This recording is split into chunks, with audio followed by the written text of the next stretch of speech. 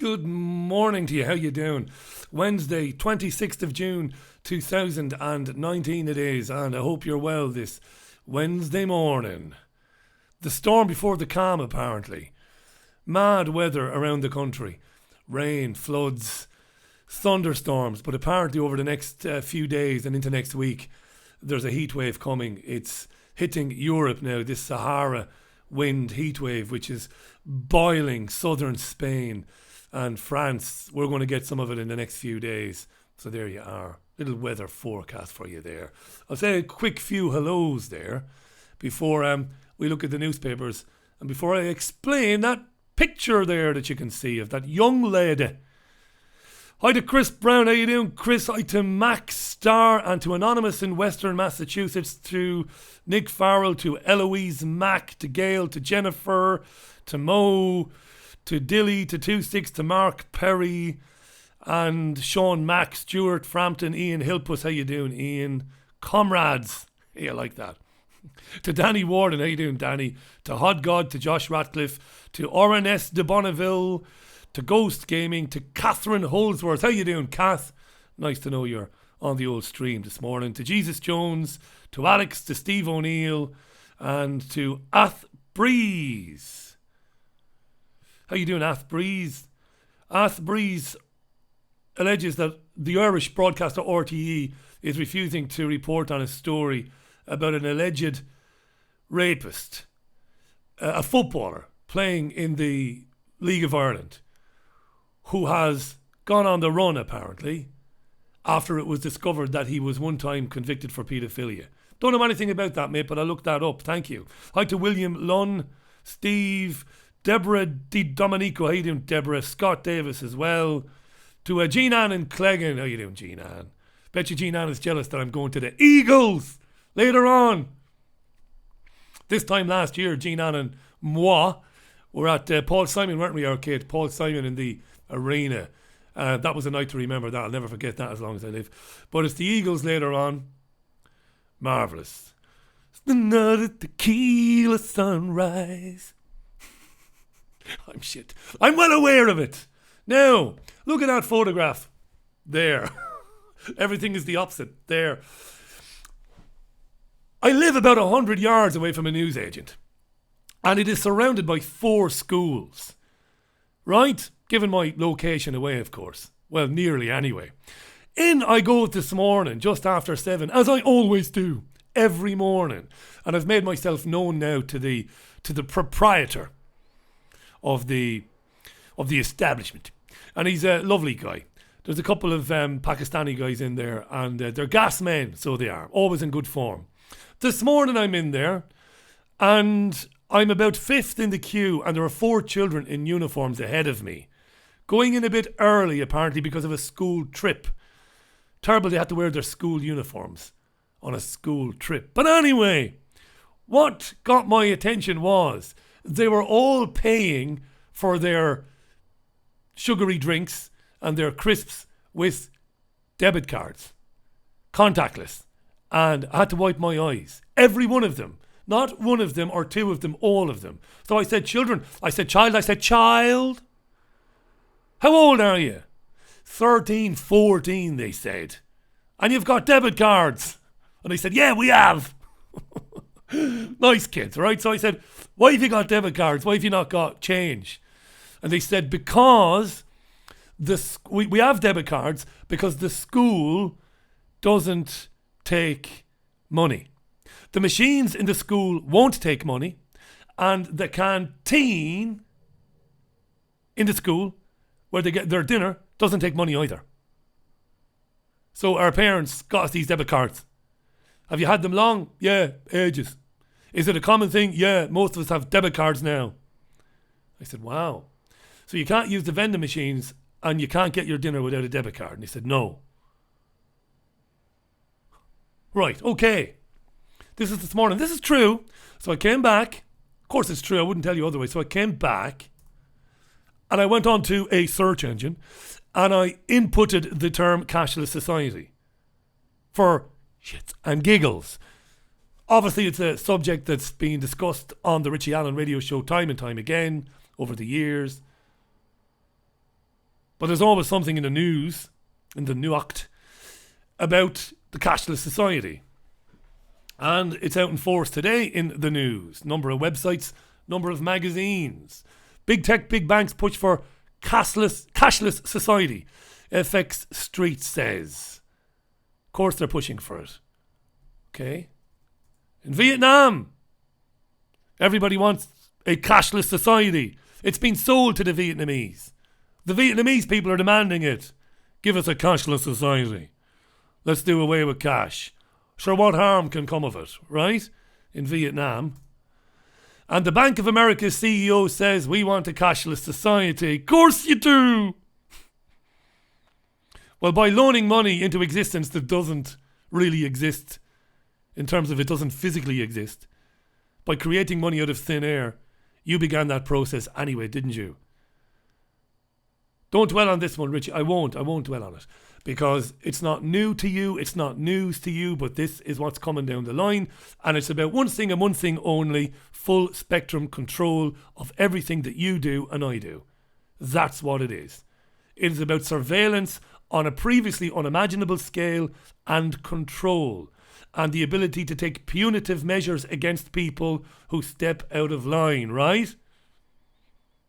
Children this morning, Salford, bright kids now, breezy, alert. I thought refreshingly verbose, I thought, and loquacious. Couldn't believe it for 12 and 13-year-olds. There is hope then. Maybe I'll stop bitching about the future and children. But they all had debit cards for their sweeties and their sugary soft drinks. Just another day in the dystopian reality, right? Yeah, that was this morning. Anyway, I thought I'd share that with you. Cashless society. It's coming. It's here. It's not coming, it's here. Sweden, of course. Cork. Cork, by the way, is a county in Ireland. You ignoramus, you. I heard somebody say, what's Cork? It's a county in Ireland, in the south, where people talk like that. And they love it in Cork. Let's have a look at the papers. I'm going to do a live radio show at 1 o'clock today, by the way. All right?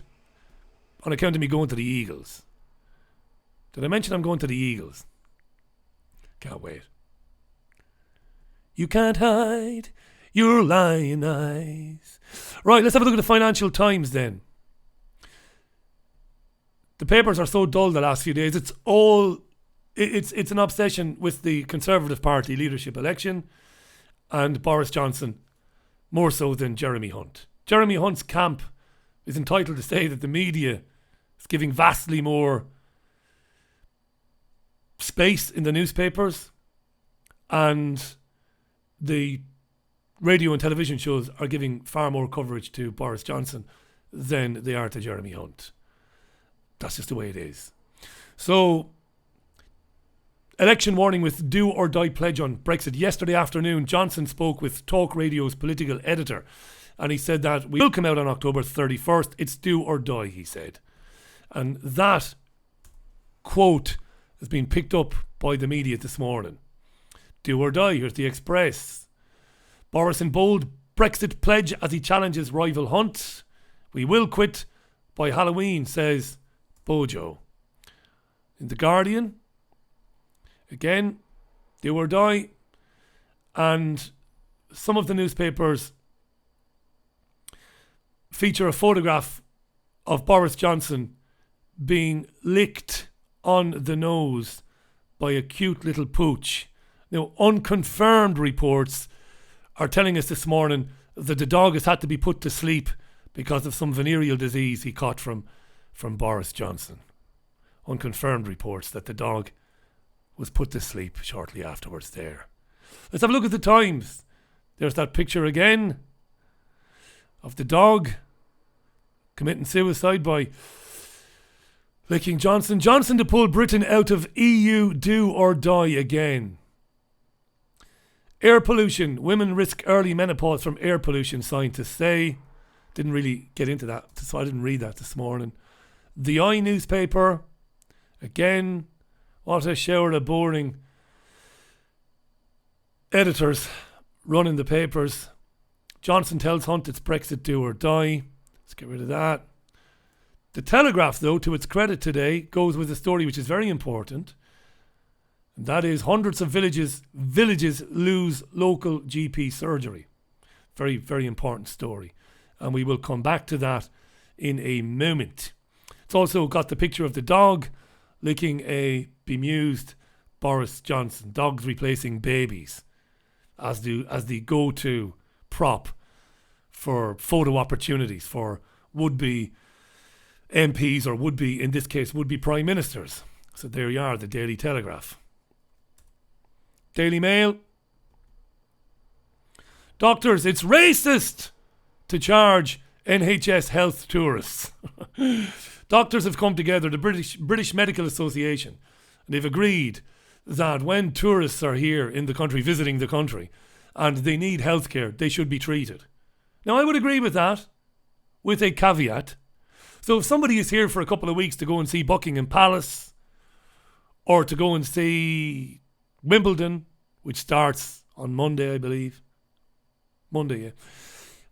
And they're here and they're spending a few bob, and something happens to them, yeah, of course they should be treated and they shouldn't be given a big fat bill. However, if somebody from another country comes to the UK and hangs around for a bit with a relative or a friend and endeavours to get themselves a treatment on the NHS that might be very expensive and might not be obtainable in their own country, well, I think that's a different story. And that should be looked at closely. Okay? Don't get me wrong here now, right? Hear what I'm saying before you jump down my throat. The NHS is a vital public service. It has been overwhelmed by sheer force of numbers of people, because a city the size of Cardiff, or is it Swansea, is arriving in the UK. That's net migration every year, putting unbelievable pressure on the service. Okay? So doctors are saying it's racist to charge them. Well, if they're here on holidays for a couple of weeks and they're going home and they are running up the beach at Eastbourne or Bournemouth and they cut their foot on something and they need a few stitches, of course they should be treated and not charged. There you are. Right. Let's move on. This is the agenda. Robots to replace up to 20 million factory jobs by 2030. Of course. Oxford Economics has analysed where we're going and have said that people displaced from these jobs are screwed because they won't be able to find another firm where they could go and do what they did for the previous firm they worked at. So you get kicked out of a firm because a robot can do the job. Sadly, another firm or one of your competitors is doing the same thing. Automation. Okay? They're trying to say that it will also boost jobs and economic growth. At the same time, it won't. Each new industrial robot wipes out 1.6 manufacturing jobs, with the least skilled regions being more affected. Of course, semi-skilled and non-skilled. Now, you could argue that your presenter here is semi-skilled or unskilled. And I would say that is absolutely true. I might be reasonably well read. I might be loquacious. I might have a little bit of nous when it comes to making radio programs, but that isn't really a great skill. The skills that we had for millennia, men, of building and gathering, hunting, making, manufacturing, being able to do things for ourselves. I don't have any of those skills. Okay? A depopulation agenda is, of course, reliant on impoverishing people as part of the process of basically wiping them out.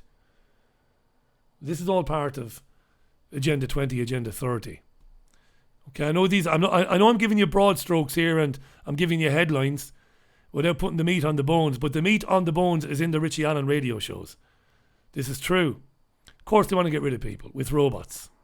In jobs, that is. Going to read a few comments now. And look at the state of that. I'm going to read a few comments. And then I'm going to get into one or two stories in more depth. Okay. Thank you, Liz. Liz, you don't have to keep donating every day, by the way, but thank you for doing that on the Super Chat. It means a lot to me. Thank you so much for that, Liz. Are you going to the... I am going to the Eagles. Going to the Eagles. Cashless will come anyway, says MK. I stopped debating about these topics. No use, no point. That's a defeatist attitude. Jean-Ann asks me, Cork cashless. Yeah, put that into a search engine. Cork City and cashless. A couple of years ago, we covered it on the Richie Allen show. Cork City Centre was determined to go cashless. By about now. Now, whether they managed it, it was being modelled on what was happening in Sweden. Jason Hurley says, good morning, Richie. Have to say, the woman on the show last night was annoying about climate change. Why? Why? Because she disagrees with you.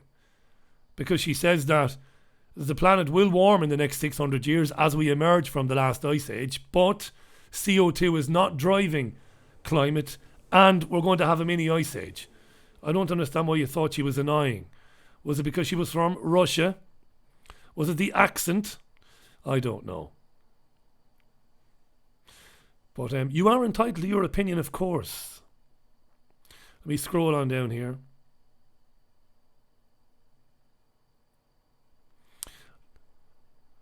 What about the Daily Mail's furor over taxpayers' money being spent on Meghan and Harry's place? Surely she can't put a Manola Blahnik shod foot right. Yeah, that's right. Well, covered that briefly, didn't I? The 2.5 million spent on Frogsmore Cottage. Is it Frogsmore? Yeah. Hi to Nigel Perrott, who's in Oz. How you doing, Nigel? To Joe Nicholson. Industrialised immigration, and it's being done on purpose. It is. It is. But remember to consider who and what is responsible for it. Don't blame the migrants. Now, let's have a look at one or two important stories. So the Telegraph had this on its front page. Hundreds of villages lose their GP surgery as crisis grows across country. This is a deliberate agenda. Villages have also lost access to cash machines and they've lost their post offices. Right? Why? Talked about the lunacy of decommissioning the seaside village Fairborn in Wales because of climate change. Okay? Villages and rural areas are already being decommissioned because decisions have been made that make it more difficult to live in rural areas. People are being isolated in rural areas deliberately to make living there very difficult to the point that it becomes untenable. That's true. And again, far more intelligent men and women than me have been writing about it and predicting it for many years to get people out of the countryside and into super cities. We only had the Irish Prime Minister, the Irish Taoiseach Leo Varadkar, the merry Indian, last week talking about the need to do this for climate change. Get people into super cities. So this is part of it. They're saying that doctors don't want to live in rural areas. What a load of nonsense. By the way, Jean Ann's nephew recently graduated and will be a doctor. Good luck to him, by the way. And he wants to be a doctor in a rural village. So that's good to see. It also suggests that the idea that generally doctors want to live in the city is a nonsense. Countryside living is idyllic. For anybody who's ever experienced it. Who I'd swap living in the city for living in the countryside any day of the week, but they're making it impossible because it's expensive, number one. Number two, they're making it impossible. I'd love to live in the countryside. My God, I'd kill for it to live out in the middle of nowhere. Not isolated from people. Be nice to have people around, but not living in the middle of a metropolitan lunatic asylum where I live now. And I don't mean Salford, but I mean Manchester. I'm only a couple of miles from Manchester. It's madness living here. So they're trying to get rid of people. They're trying to get people off the land and into cities. It's a fact. It's not lunatic conspiracy theory. It's what they want. And they're doing it in a variety of ways. They're poisoning the land through fracking, through geoengineering, making the land, making it impossible to farm, ultimately. So it's a big story. There you are. Look at that. Look at that graph. Look at the change since 2017. Look how far you've got to go to get to a doctor. And I wish we had to hand the graphs how far you got to go to get to a bank or a post office. Don't want people in the countryside. Don't want people living on coastal or living in coastal areas either. So they make it impossible for them to live there. That's what they do. Morrissey's a racist for reaffirming his support for an anti-Islam party. This is about For Britain. I've interviewed Anne-Marie Waters, For Britain. And yeah, Anne-Marie Waters. She was typical, I suppose, of people I've had on the programme that share that point of view.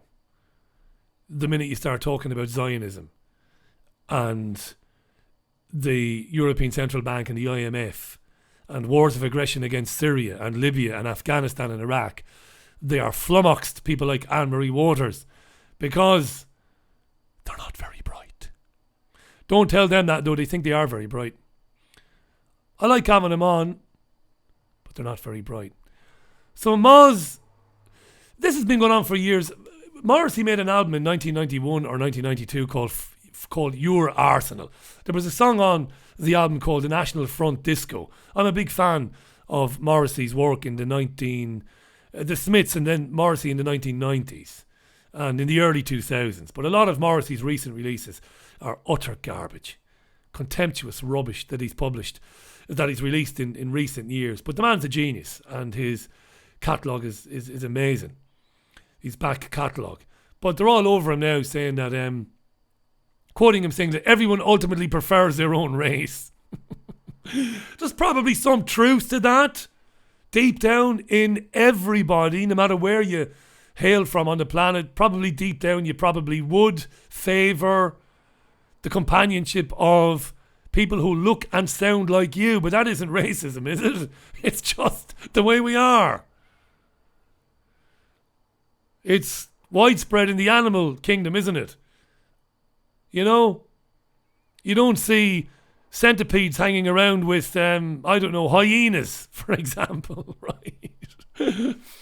I'm always honest. People say, how many black friends do you have, Richie? None. Why? Because I hate them. Because I just don't know too many black people.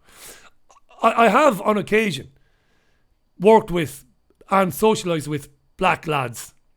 Mention Sonny T, a guy whom I made a radio programme with in Spain. Loved the guy and loved his company. He went one way, I went another way. In terms of our careers, left Spain, just didn't stay in touch. But I don't do that virtue signalling lefty thing of saying, yeah, I have black friends, because I don't.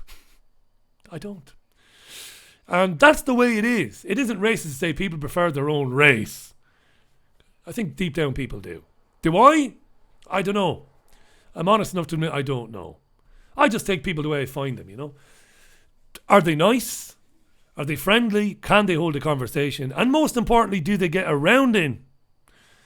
And after that, really, what they look like and whatever God they believe in, I couldn't give a shite, really.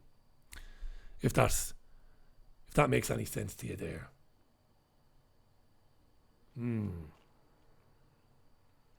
I left out a few papers, by the way, because I'm an idiot. The Star. This is about the appearance in front of a Commons committee, the Digital Media and Culture Committee. They met with the producers of the Jeremy Kyle show, who said, we didn't really know how accurate those lie detectors were, but we embarrassed and humiliated people on our programmes and called them liars, and one of them committed suicide. We didn't even know how good the machines were. Yeah. And on The Sun, don't ever buy The Sun, They think it's all owed her. That's the pun of the day. Man City forward Riyad Mahrez, formerly of Leicester, has been ordered by a court to pay back pay to a nanny employed by him. The stingy bastard. The man earns over £200,000 a week. The skinflint wouldn't pay overtime to the nanny. Bloody Muslims. I'll throw this. I'm going to do that for the crack from now on. I'm just going to throw in a bit of casual racism. Just to see, first of all, do people believe it? That I mean it? And second of all, will I get kicked off of YouTube for it? Bloody Muslims, eh? And their nannies. So that's on The Sun. Let's get rid of that. Shall I do a few more comments, shall I? And then do a couple more stories? Bloody Muslims. Right, where are we going? Where are we going? Let's go back. By the way, hi to Lawrence King. I know Lawrence, top man. How you doing, Lawrence? Might have mentioned you already. One of the good guys. Sharon Gale, how you doing, Sharon? I got a text message from you this morning, Sharon. Thanks for that, by the way. Richie, I put the forced adoption post out last week. Shocking the amount of people that told me they had either had an abortion via the social services or grandparents that told me their daughter had, says Sharon.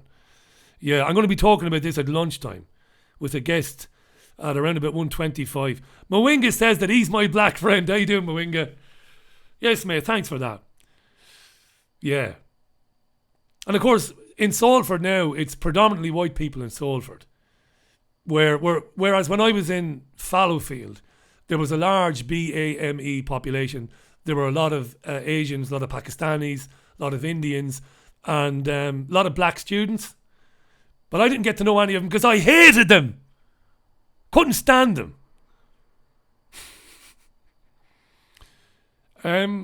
But yeah, in Salford, it's, I don't know, it's like 99% white.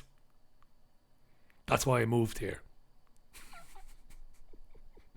I'm not going to do the disclaimers. If people want to believe it, let them believe it, you know. Michael Kelly says Morrissey's a nutcase. Had to laugh when at a festival a couple of years ago, Morrissey said, if you don't shut down the burger vans, I'm not playing Every Day is Like Sunday. Shut down the burger vans! And they shut down the burger vans. Hi to Jared Bolton. How you doing, Jared? Mr. Sin, good morning, sir. Right, Dean Thornby, right. It's okay to be racist. I'm going to be racist from now on. I've not been a member of a club or an association for a long time. I've been on my own, so I think I'm going to become a racist. Are you a racist now, father?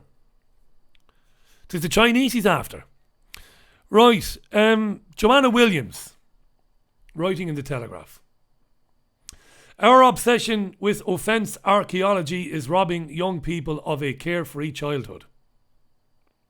Offence archaeology. This is a beautiful little turn of phrase.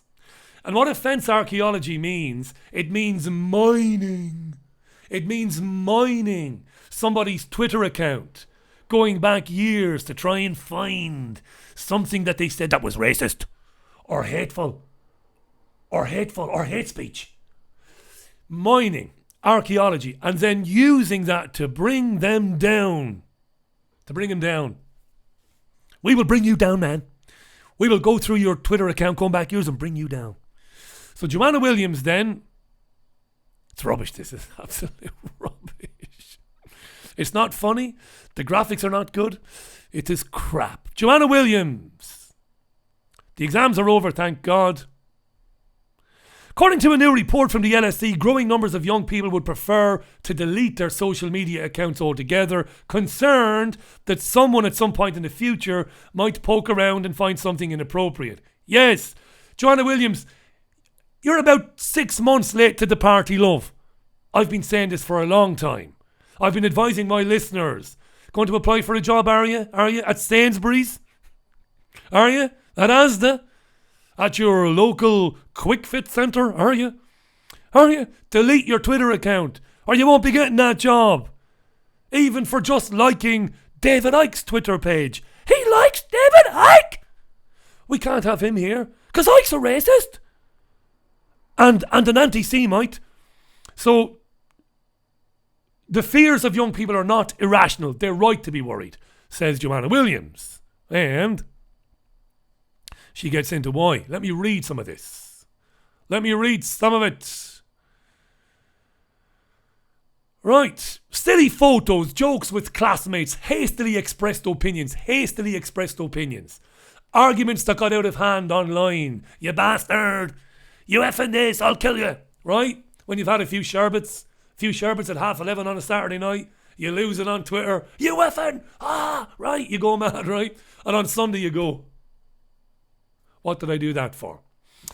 The risk of public shaming or opportunities being rescinded makes hitting delete imperative. Sadly, these teenage fears are not irrational. Offence archaeology, the dark art of online excavation to uncover long forgotten offensive comments or unorthodox views in order to have a person cancelled, is big business.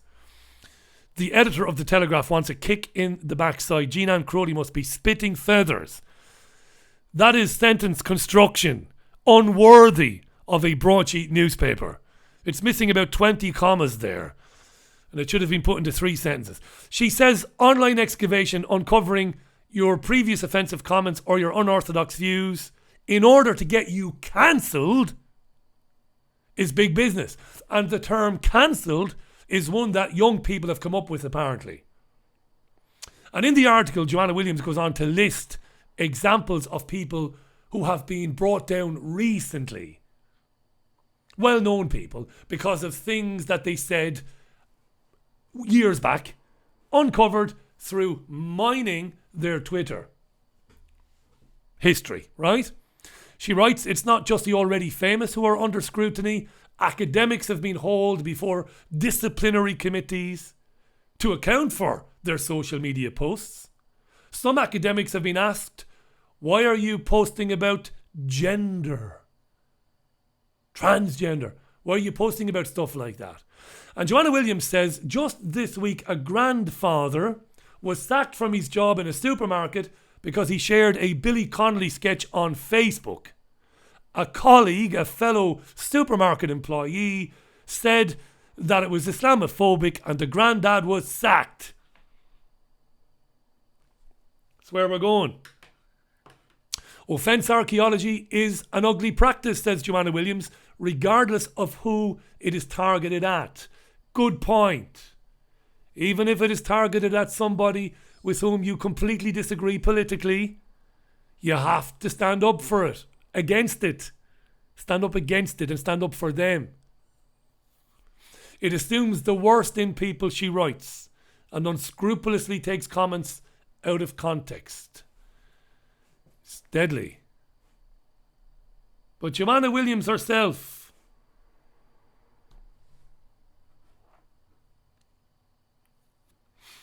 maybe should take some of her own medicine. Because 2 years ago, Joanna Williams published a book about these matters, about identity politics, and I reached out to her on Twitter. She followed me. I followed her. Come on the programme, Joanna. I've got the transcripts. Love to. Richie, love to. Would love to get into these matters. Email me with the details. Emailed her with the details.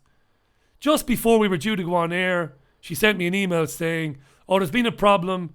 A child is sick, which does happen, by the way. Can't do it. Very curt, very short. Sorry to hear that, says I. Let's reschedule. No response. Found out she'd unfollowed me on Twitter. Emailed her again. Hope your child is okay. Love to have you back on. Ignored. Tweeted her publicly. Ignored. Turns out the publicist may have been concerned about some of the other guests who have been on the Richie Allen show in the past. So Joanna Williams, thanks for your excellent articles on the archaeology of people's Twitter accounts and political correctness and identity politics. But grow a backbone, Joanna. Take some of your own medicine. As somebody who has been frightened away from appearing on a radio programme because it was at one time associated with David Icke And because I've had some people on who've got some very strong opinions about Jews, about Muslims. So I just thought that was interesting this morning. And of course, let's not be unfair to Joanna. A number of people who claim they are for free speech for everybody, no matter what, have refused to come on my programme over the years because of the appearance of another guest. What it comes down to preserving their own status. I am regularly brought onto Sky News to review the newspapers. I am getting nice and famous now, thank you. I cannot lose that by appearing on your radio programme, irrespective of how popular it is. So you're a hypocrite then, is what you are. Right, that's Joanna Williams. Sharon Gales, thanks for the donation, but don't do that. You're a contributor to the programme. Love you for it and will contribute in the future. You shouldn't do that, Sharon. But thanks very much. When you're eventually up in these parts, I'll buy you a few beers. I'll give it back to you. Don't do that. Thank you, Sharon, anyway. Right, where are we, eh? What was I going to do next? I'm not reading any more comments. Don't be offended by it. Because I'm in a hurry. I've got to get a programme ready for 1 o'clock. But I want to do this story. Because we are living in a lunatic asylum. You know it. I know it. We know it. Schoolboy wore a pink dress to his prom. To a leavers ball. And so moved were his fellow students that they gave him. They crowned him prom queen. Lovely. Sure, Jesus, you know. A brave teenage boy, says the Daily Mirror. Go on then, go on. Because every television station this morning, BBC and Sky, have interviewed the kid and his mother and have vomited forth an avalanche of virtue signalling, telling the boy how wonderful he is, how brave he is, how important this is. I'm going to be the antidote to that. What I believe or don't believe doesn't matter. Let's have a bit of balance. Moron! Going to your prom as a drag queen. Morons even worse. Those who voted in prom queen. What's going on, people? Are you racist? No, I'm a bigot and a racist. I'm a homophobe as well today. I don't know what he is, this kid. And I couldn't care less. He took 6 hours to prepare. That's him on the left. He looks well.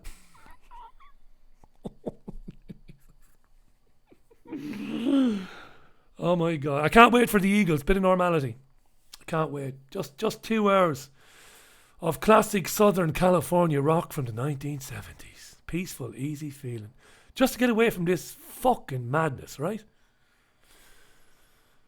Oh, you should have heard Sarah Jane Me. I will play it for you on the Richie Allen Show at lunchtime. The virtue signalling from the presenters this morning. Nobody wanted to say, what about the girls? What were they thinking? Where's the feminists this morning? Can they have nothing now, women? You're some idiot, Richie. I know I am. I know. I don't take myself seriously at all. It was the first time that he dressed in drag in front of his friends. So we have to reward that. We have to talk about the courage of him. Wonderful. What else?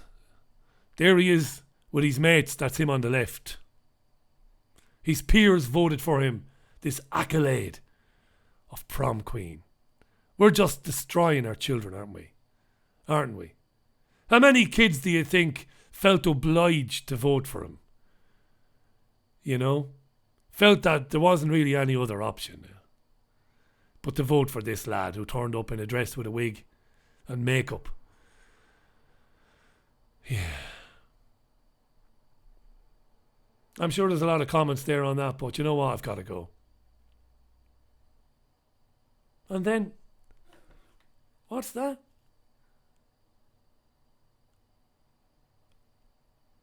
son raped his own mum after pouncing on her as she was walked back from the pub. Mother of divine Jesus Christ. I didn't read that. It's another story in the Mirror today. We live in a lunatic asylum. Thanks for the comments, right? If I didn't read yours out, don't hold it against me. It's difficult for me juggling this and doing that at the same time. I'm on air at 1 o'clock UK time. That's in just under 3 hours. I'll have an hour's programme. I'll have an interesting news roundup for you that will hold your interest, I believe. And then I'm going to have an interview with a woman about this horrendous decision which was overturned to force a 22-year-old girl with learning disability to have an abortion. Talked about this yesterday. It was overturned on appeal. I'm going to be speaking to somebody about that because it's very serious. That's the Richie Allen Show at 1 o'clock this afternoon. I hope this uploads to YouTube now. I have no idea whether it will or not. It failed to do so yesterday. I know some of you were able to see it, but the vast majority of people weren't, and I can't find it anywhere. So I'm going to go and prepare the programme for lunchtime. And if I caused anybody any offence during this last 40 minutes, I couldn't give a shite. So I'll see you at 1 o'clock. Bye from me.